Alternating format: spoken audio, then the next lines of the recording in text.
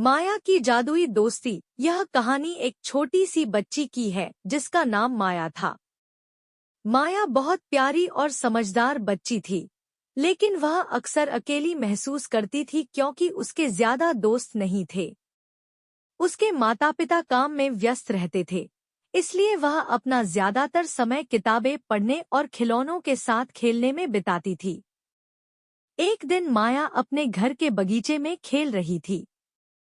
अचानक उसकी नजर एक खूबसूरत तितली पर पड़ी। वह तितली के पीछे पीछे दौड़ी और दौड़ते दौड़ते बगीचे के एक कोने में पहुंच गई जहां उसने कभी पहले ध्यान नहीं दिया था। वहां उसे एक चमकदार रोशनी दिखाई दी।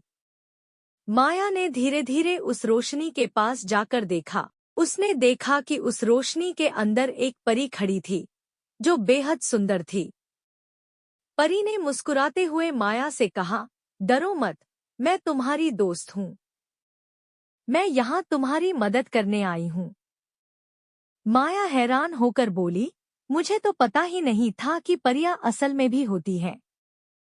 परी ने कहा, हमेशा नहीं, लेकिन जब किसी बच्चे को सच में जरूरत होती है तो हम उसकी मदद के लिए आते हैं।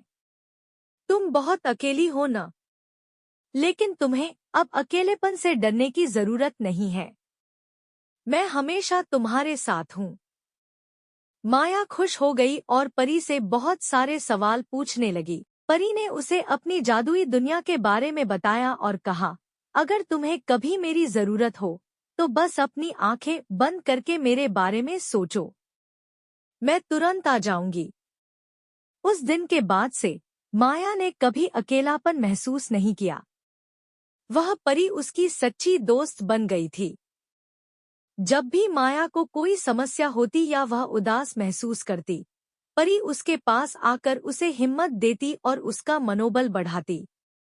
इस तरह माया और परी की दोस्ती समय के साथ और भी गहरी होती चली गई। परी ने माया को सिखाया कि असली खुशी दूसरों के साथ प्यार और खुशियां बांटने में है। माया ने परी की बात मानी और जल्द ही उसके बहुत सारे दोस्त बन गए। अब माया न सिर्फ खुद खुश रहती थी, बल्कि अपने दोस्तों और परिवार को भी खुश रखने की कोशिश करती थी। परी ने